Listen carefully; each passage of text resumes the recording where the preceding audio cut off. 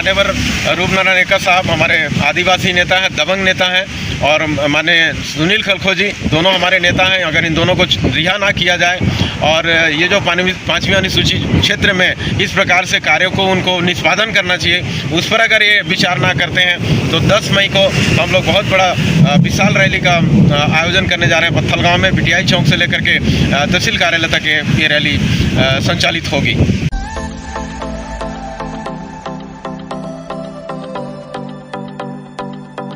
ग्राम तिरसोट में भारतमाला रोड के विरोध और रेलवे के विरोध में जो सर्वे करने आए हुए थे वहाँ पर प्रशासनिक अधिकारियों द्वारा, और उसके लिए हमारे कुछ साथी वहाँ पर आकर उनको जानकारी दिए, संवैधानिक जानकारी। जैसा कि आप लोगों को पता है 5वीं अनुसूचित क्षेत्र में होने के नाते ग्राम सभा की जो महत्वता है और जो हितग्राही है या जो प्रताड़ित किसान है उससे अनुमति लेने की जो बाध्यता है शासन की या 5वीं अनुसूची के तहत में संवैधानिक दायरे में, उसकी जानकारी देने को हमारे साथी लोग आए थे। और उसमें शासन प्रशासन के द्वारा पुलिस बल लेकर के और हथियार के साथ बंदूक से लैस होकर के ग्रामीणों के पास आकर डराने धमकाने जैसी स्थिति लेकर के आया गया। उसके सपोर्ट में हमारे दो साथी आए, माननीय रूपनारायण एक्का जी और सुनील खलखो जी, और उनके द्वारा जो भी संवैधानिक बातों पे हुआ, आपने भी वीडियो देखा, कई लोगों ने वीडियो देखा, उसमें इस तरह का चर्चा किया गया कि आप नहीं पढ़े हैं, कुछ ऐसा हुआ है कि संवैधानिक बातों को रखने का अधिकार हमको आर्टिकल 19 संविधान में देता है, उसके भी छीनने का काम यहाँ के शासन प्रशासन कर रहा है। और उसी तहत में हमारे जो दो साथी हैं जिनको जेल में अंदर रखा गया, और उसको ऐसा रखा गया जैसे कि कोई भागता हुआ, या ऐसा स्टेटमेंट आया कि ये हमको सीतापुर में पकड़े जा कर के। वो आपके सामने थे 29 तारीख को, आप उसको उस समय ले सकते थे, लेकिन 5वीं अनुसूची के तहत में भी आप इस बात को ना मानते हुए, जैसा कि हमारे साथियों ने कहा है कि ये आदिवासी इलाके में 5वीं अनुसूची की रूढ़ी प्रथा का जो विधि का बल है, उसके तहत उसका विरोध करते हुए आप शासन प्रशासन के लोग उनको, दो लोगों को गैर कानूनी तरीके से, गैर संवैधानिक तरीके से उनको FIR करके उनको अंदर किया। इसी के विरोध में ये धरना प्रदर्शन आज है। आने वाले दिनों में और रैली होगी। आज आपके सामने में बहुत कम लोग हैं, पूरे के पूरे छत्तीसगढ़, पूरे आदिवासी इलाका खड़ा जब हो जाएगा तब समझ में आएगा। मजिस्ट्रेट है या कलेक्टर है, मतलब क्या उसे मानते हैं? बात किया गया 5वीं अनुसूची में जिस तरह से आपने अब सुना होगा, यहाँ पर रहे होंगे, तो वहाँ पर सिर्फ 2 लोगों को आने की अनुमति है जो कि आए ग्राम सभा में आके बैठ के बात करें, उसका विरोध नहीं है। लेकिन रूपनारायण जी ऐसा नहीं कहा है, उन्होंने बताया कि 5वीं अनुसूची में आप संवैधानिक तरीके से आइए और संवैधानिक तरीके से आप इस कार्य को आगे बढ़ाइए। वो अपने आप खुद न्यायालय मान रहे थे, तो क्या मतलब न्यायालय यहाँ की ग्राम जो हमारी है आदिवासी पंचायत है, यही खुद अपने आप में न्यायालय है। आदिवासियों के पंचायत है वही न्यायालय है हमारे लिए। 5वीं अनुसूची के तहत अधिकार हमारा, संविधान के तहत में अधिकार हमको मिला हुआ है। जो विकास हो रही है, क्या विकास की आप चाहते हैं कि जो रेल है, विकास होना जरूरी है, लेकिन विकास के नाम पर विनाश जो हो रहा है उसके लिए आपके पास कोई जवाब है? आज जो घूम रहे हैं ग्रामीण क्षेत्रों में, उनके जो रोजगार मिलेगा आने वाले जो रेलवे के काम होने के बाद, उसमें क्या कहना चाहते हैं? रोजगार कितने लोगों को मिला है, हमारे लोगों को कितने पढ़ाया है? हमको एक चपरासी की नौकरी दे करके आप बोलेंगे कि हमने रोजगार दे दिया है? आपने आंकड़े उठा के देख लीजिए, आप अगल बगल में जो आपके जो रायगढ़ में फैक्ट्रियाँ हैं, कितने सारे हमारे लोग वहाँ पर हैं। उसी तरह का अगर पत्थलगांव में काम हो सकता है तो आप क्या कहेंगे? अगर पत्थलगांव में हो रहा है तो पत्थलगांव भी हमारे आदिवासी बेल्ट में ही अंतर्गत आता है।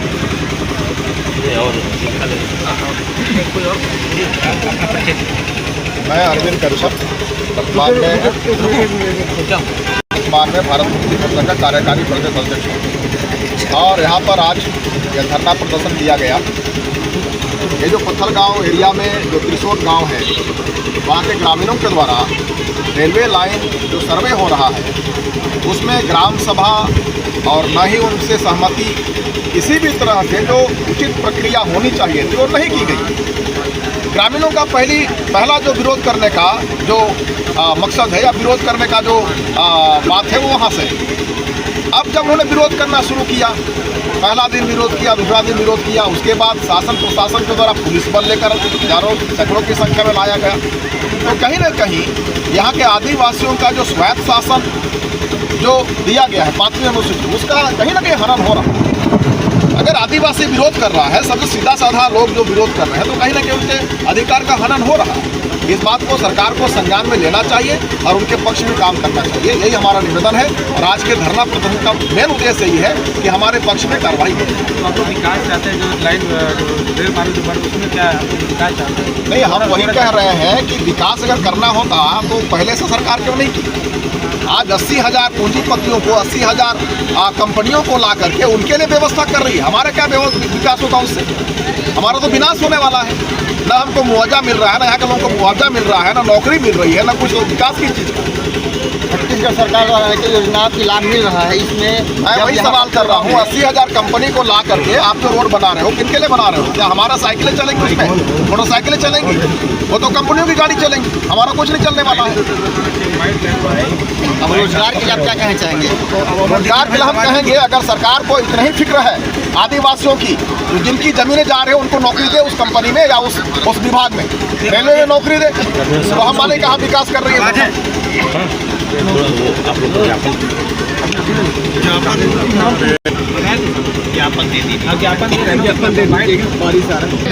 परिषद के लेटर पैड पर दिया जा रहा है। आने दीजिए ज्ञापन ले ली हो। आप लोग ज्ञापन दीजिए। चलिए ना पीछे को ये दोनों फिर ले लेंगे। आने दीजिए। बैग हो जाइए सब जगह दीजिए ना, जगह सबका आ जाए। हाँ, एक साइड से हो जाइए, एक साइड से।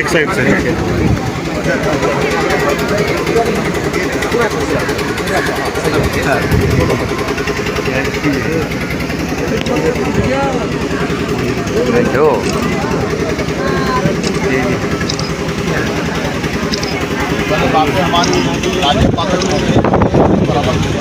आप फोटो खींचें भैया, इसका फोटो खींचें मेरे में डाल दीजिएगा।